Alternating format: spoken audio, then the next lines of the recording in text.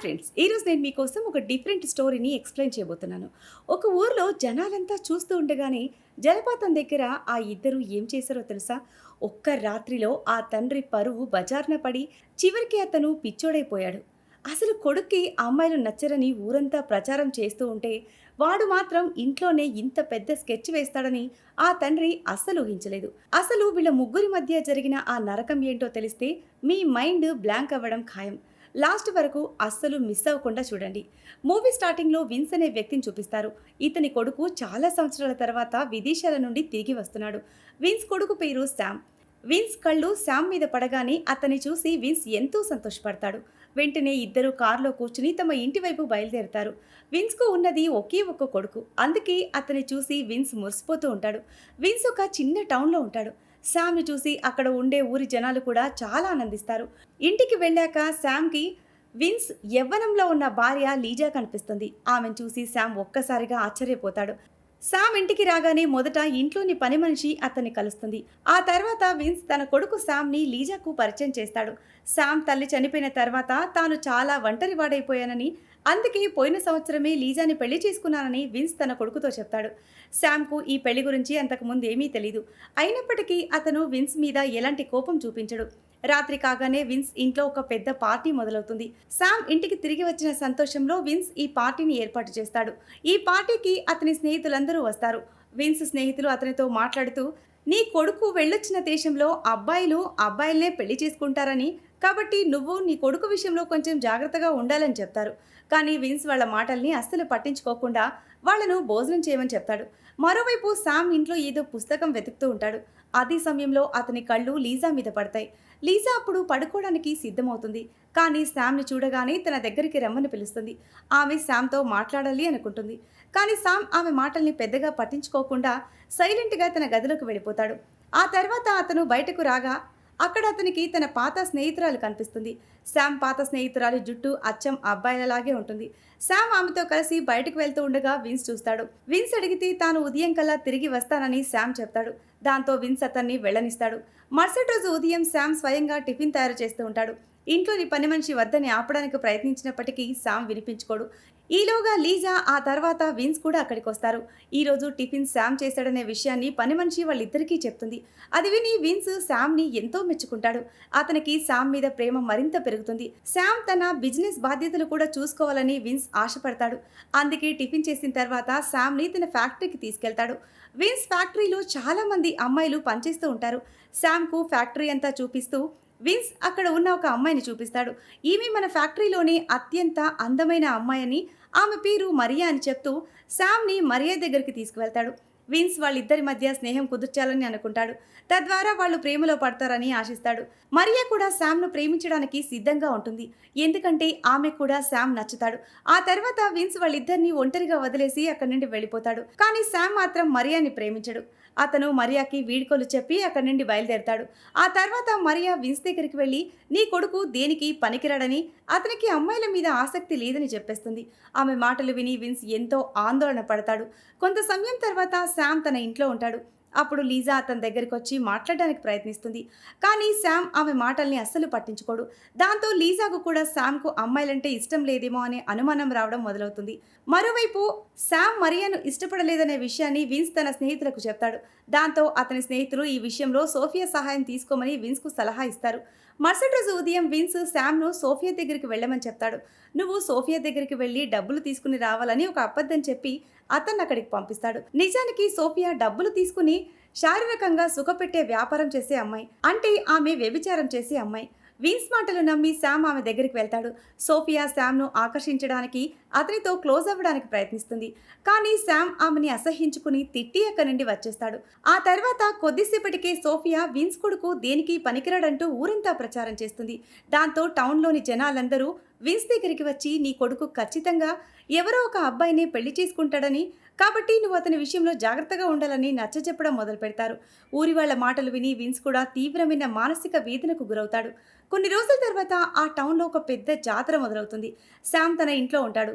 అతను లీజా గదిలోకి వెళ్ళినప్పుడు ఆమె ఎంతో బాధగా ఉండటం చూసి దానికి గల కారణాన్ని అడుగుతాడు. దానికామె "నువ్వు ఊరంతా అల్లరైపోయావని, నీ వల్ల తమకు కూడా అవమానం జరుగుతోందని" లీజా అతనితో అంటుంది. "నీకు అమ్మాయిలు నచ్చరని, నువ్వొక అబ్బాయిని పెళ్లి చేసుకుంటావనే వార్త ఊరంతా పాకిపోయిందని చెప్తుంది. నువ్వు వెళ్ళొచ్చిన దేశంలో అబ్బాయిలు అబ్బాయిలనే పెళ్లి చేసుకుంటారని ఊరి వాళ్ళు ముందు నుంచే చెప్తున్నారని గుర్తు చేస్తుంది.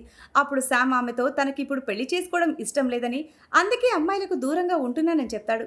అయినా సరే తనకు ఈ ఊరి అమ్మాయిలు నచ్చరని, తాను ఎవరినైనా విదేశీ అమ్మాయిని ప్రేమించి పెళ్లి చేసుకుంటానని అంటాడు. కానీ లీజా అతని మాటల్ని అస్సలు నమ్మదు. శామ్ అబద్ధాలు చెప్తున్నాడని అంటుంది. చేతనైతే తానేంటో నిరూపించుకోవాలని సవాల్ చేస్తుంది. దాంతో శామ్ తానేంటో నిరూపించుకోవడానికి లీజాతో శారీరకంగా దగ్గరవుతాడు. ఇద్దరూ ఆ రొమాన్స్లో మునిగిపోతారు. మరోవైపు జాతరలో కూడా జనాలు శామ్ ఖచ్చితంగా ఒక అబ్బాయినే పెళ్లి చేసుకుని తన తండ్రి పేరును మట్టిలో కలిపేస్తాడంటూ మాట్లాడుకుంటూ ఉంటారు. అదే సమయంలో విన్స్ ఇంటికి తిరిగొస్తాడు.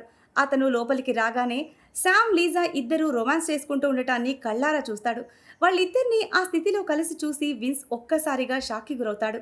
అతనికి ఏం చెయ్యాలో అస్సలు అర్థం కాదు. తన కొడుకు దేనికి పనికిరానివాడు కాదనే సంతోషం ఒకవైపు ఉన్నప్పటికీ, తన కొడుకు తన సొంత భార్య తనను మోసం చేశారనే బాధ అతన్ని లోపల నుంచి నలిపేస్తూ ఉంటుంది.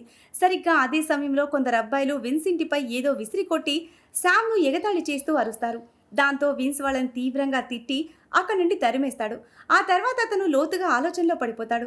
అలా ఆలోచించిన తర్వాత అతను కోపంతో తన గన్ చేతిలోకి తీసుకుంటాడు. తనని మోసం చేసిన కొడుకును భార్యని చంపేయాలని అనుకుంటాడు. కానీ అదే సమయంలో జైలుకు వెళ్లాల్సి వస్తుందేమో అనే భయం కూడా అతన్ని వెంటాడుతుంది. ఈలోగా ఇంట్లోని పని మనిషి అక్కడికి వచ్చి విన్స్ చేతిలో ఉన్న గన్ను లాక్కోవడానికి ప్రయత్నిస్తుంది. వాళ్ళిద్దరి మధ్య జరుగుతున్న గొడవ అరుపులు విని లీజా కూడా అక్కడికి వస్తుంది. లీజాని చూడగానే విన్స్కు రక్తం మరిగిపోతుంది. అయినప్పటికీ అతను ఎలాగోలాగా తన కోపాన్ని అణుచుకుని తన గదిలోకి వెళ్ళిపోతాడు. విన్స్కి ఇప్పుడు తన బెడ్ చూసి అసహ్యం వేస్తూ ఉంటుంది. ఎందుకంటే ఆ మంచంపైనే లీజా శామ్ ఇద్దరూ కలుసున్నారు కాబట్టి. మరుసటి రోజు ఉదయం కూడా విన్స్ తీవ్రమైన ఆందోళనలో ఉంటాడు. అతను పని మీద బయటకు వెళ్తూ శామ్ను కూడా తనతో పాటు రమ్మని పిలుస్తాడు. శామ్ తండ్రి మాట విని అతనితో కలిసి బయలుదేరతాడు. దారిలో విన్స్ శామ్తో మాట్లాడుతూ "నేను నీకు వీలైనంత త్వరగా పెళ్లి చేయాలనుకుంటున్నానని చెప్తాడు. కానీ శామ్ తనకు ఇప్పుడు పెళ్లి చేసుకోవడం ఇష్టం లేదని అనడంతో విన్స్కు విపరీతమైన కోపం వస్తుంది. కొంత సమయం తర్వాత విన్స్ ఒక చర్చికి వెళ్తాడు. ఆ చర్చ్ ఫాదర్ విన్స్కు మంచి స్నేహితుడు. నా కొడుకు పెళ్లికి ఒప్పుకోవడం లేదని విన్స్ ఆ ఫాదర్తో బాధపడతాడు. దానికి ఫాదర్ "నీ కొడుకు దేనికి పనికిరాడని, అతను ఖచ్చితంగా ఒక అబ్బాయినే పెళ్లి చేసుకుంటాడనే విషయం ఊర్లో అందరికీ తెలుసు కదా" అని అంటాడు. దానికి విన్స్ నా కొడుకు బాగానే ఉన్నాడని అతనికి నచ్చజెప్పే ప్రయత్నం చేస్తాడు. కానీ ఫాదర్ అతని మాటల్ని అస్సలు నమ్మడు. శామ్ లీజా మధ్య అఫైర్ నడుస్తుందనే నిజాన్ని విన్స్ ఎవరికీ చెప్పుకోలేకపోతాడు. ఎందుకంటే ఆ విషయం బయటకు వస్తే సమాజంలో తనకి అవమానం జరుగుతుంది.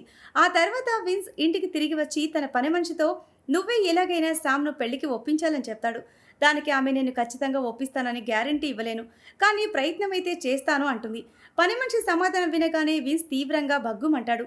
కొద్దిసేపటి తర్వాత విన్స్ తన మరో స్నేహితుడి దగ్గరికి వెళ్తాడు. తన కొడుకును పెళ్లికి ఎలా ఒప్పించాలనే విషయంపై అతని సలహా అడుగుతాడు. అప్పుడు ఆ స్నేహితుడు "నీ కొడుకు పెళ్లి చేసుకోవడనే విషయం నాకు ముందే తెలుసంటాడు. ఊరంతా ఎవరి అందానికైతే పిచ్చెక్కిపోతుందో అలాంటి మరియాను నీ కొడుకు వద్దన్న రోజే నువ్వు ఈ విషయం అర్థం చేసుకోవాల్సింది" అని గుర్తు చేస్తాడు. అంతెందుకు, అందరినీ సంతోషపెట్టే సోఫియాను కూడా నీ కొడుకు తిట్టి పంపించేశాడు. పైగా నీ కొడుకు ఆడవాళ్లలాగా స్వయంగా టిఫిన్ కూడా చేసుకుంటాడు కదా అని ఎగతాళిగా మాట్లాడతాడు. వాడు ఖచ్చితంగా ఎవడో ఒక అబ్బాయినే పెళ్లి చేసుకుంటాడని, వాడికే పెళ్ళామవుతాడంటూ ఆ స్నేహితుడు ఘోరంగా మాట్లాడతాడు. అతని మాటలు విన్న విన్స్ లోపల నరకం చూస్తాడు.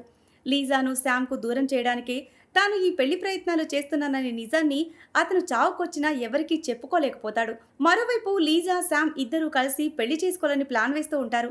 శామ్ ఎలాగైనా వాళ్ళ నాన్నతో మాట్లాడాలని లీజా కోరుకుంటుంది. ఆమె మాట విన్న శామ్ ఈ విషయంపై ఒకసారి విన్స్తో మాట్లాడాలని డిసైడ్ అవుతాడు. తండ్రి ఒప్పుకుంటే సరే, లేదంటే ఇద్దరూ కలిసి ఎక్కడికైనా పారిపోవాలి అని అనుకుంటారు. ఈలోగా టౌన్లోని జనాలు మళ్ళీ శామ్ గురించి మాట్లాడుకుంటూ ఉంటారు. వీడు రేపొద్దున తండ్రి అవుతాడా లేక తల్లవుతాడో తెలియదంటూ దారుణంగా నవ్వుకుంటారు. వాళ్ళ మాటలు వింటూ ఉంటే విన్స్కు తల ప్రాణం తోక్కొస్తుంది. సరిగ్గా అదే సమయంలో ఒక వ్యక్తి విన్స్ దగ్గరికి వచ్చి అబ్బాయిలను అమ్మాయిలుగా మార్చే ఒక డాక్టర్ నాకు తెలుసు అంటూ సలహా ఇస్తాడు. దాంతో విన్స్ వాడిని ఘోరంగా తిట్టి అక్కడి నుండి వెళ్ళిపోతాడు. కొంత సమయం తర్వాత శామ్ నేరుగా విన్స్ దగ్గరికి వెళ్ళి అసలు విషయం చెప్పేస్తాడు. లీజా నీతో సంతోషంగా లేదని, ఆమె నన్నే పెళ్లి చేసుకోవాలని అనుకుంటోందని విన్స్‌తో అంటాడు. ఆ మాట వినగానే విన్స్‌కు నరాలన్నీ తెగిపోయేంత కోపం వస్తుంది. మీ ఇద్దరి మధ్య ఏం నడుస్తుందో నాకు ముందే తెలుసని, అందుకే నీకు త్వరగా పెళ్లి చేయాలని చూస్తున్నానని విన్స్ గట్టిగా అరుస్తాడు. కానీ శామ్ కూడా అస్సలు వెనక్కి తగ్గడు. లీజా కేవలం నాది మాత్రమేనని, ఆమె లేకుంటే తాను బతకలేనని విన్స్‌కు ముఖం మీదే చెప్పేసి అక్కడి నుండి వెళ్ళిపోతాడు. దాంతో విన్స్ మళ్ళీ తీవ్రమైన ఆలోచనలో పడిపోతాడు. మరుసటి రోజు ఉదయం విన్స్ తన పనిమనిషితో ఈ రోజు నా చేతుల మీదుగా 2 హత్యలు చేయబోతున్నానని అంటాడు. విన్స్ అన్న మాటలు విన్న శామ్ ఒక్కసారిగా షాక్ అవుతాడు. తానిక వెనక్కి తగ్గేదే లేదని, అవసరమైతే జైలుకైనా వెళ్తాను కానీ వదిలిపెట్టనని విన్స్ కోపంతో ఊగిపోతాడు. విన్స్ మాటలు విన్న శామ్ భయంతో వణికిపోతూ ప్రాణాలు దక్కించుకోవడానికి వెంటనే ఇల్లు వదిలి పారిపోతాడు. ఆ తర్వాత విన్స్ శామ్ లీజా మధ్య ఉన్న అఫైర్ గురించి పని మనిషికి పూర్తిగా చెప్పేస్తాడు. ఈలోగా లీజా కూడా వాళ్ళ మాటలు వినేస్తుంది. దాంతో ఆమె కూడా శామ్ వెనకాలే పరిగెడుతుంది. పని మనిషి విన్స్ను ఆపడానికి ప్రయత్నిస్తుంది. కానీ విన్స్ వినకుండా చేతిలో గన్ పట్టుకుని టౌన్ వీధుల్లోకి వస్తాడు. నా కొడుకు దేనికి పనికిరానివాడు కాదనే విషయాన్ని ఈరోజు మీ అందరికీ నిరూపిస్తానని ఊరంతా గట్టిగా అరుస్తూ చెప్తాడు. అంతేకాదు, జరగబోయేది చూడ్డానికి తన వెనకాలే రమ్మని ఊరి జనాలందరినీ పిలుస్తాడు. మరోవైపు లీజా శామ్ ఇద్దరూ పారిపోయి ఒక పెద్ద జలపాతం దగ్గరికి చేరుకుంటారు. అక్కడ ఇద్దరు ఒకరినొకరు హత్తుకుని రొమాన్స్ చేయడం మొదలు పెడతారు. ఇటువైపు ఊరి జనాలందరూ విన్స్ వెనకాలే వస్తూ ఉంటారు. కొద్దిసేపటికే విన్స్ ఆ జలపాతం దగ్గరికి చేరుకుంటాడు. అక్కడికి రాగానే ఊరి జనాలందరూ శామ్ లీజా ఇద్దరు రొమాన్స్ చేసుకుంటూ ఉండటాన్ని కళ్ళారా చూసేస్తారు. అది చూడగానే విన్స్ గట్టిగా అరుస్తూ చూడండి, నా కొడుకు దేనికి పనికిరానివాడు కాదు, వాడు నా పెళ్ళాన్నే లేపుకుపోయి పెళ్లి చేసుకోవాలని చూస్తున్నాడు అంటూ అందరికీ చూపిస్తాడు. దాంతో ఊరి జనాలందరి ముందు విన్స్ పరువు పూర్తిగా గంగలో కలిసిపోతుంది. కన్న కొడుకు కట్టుకున్న భార్య కలిసి చేసిన ఈ ద్రోహాన్ని, అందరి ముందు జరిగిన ఈ ఘోర అవమానాన్ని తట్టుకోలేక విన్స్ అక్కడికక్కడే పిచ్చివాడైపోతాడు. కథ చివర్లో శామ్ లీజాను తీసుకుని విదేశాలకు పారిపోతాడు. ఆ తర్వాత విన్స్ ఆ ఊర్లోనే ఒంటరిగా పిచ్చివాడిలా మిగిలిపోతాడు. ఈ సీన్తోనే ఈ విచిత్రమైన కథ ముగుస్తుంది. సో ఇది ఫ్రెండ్స్ ఇవాల్టి స్టోరీ.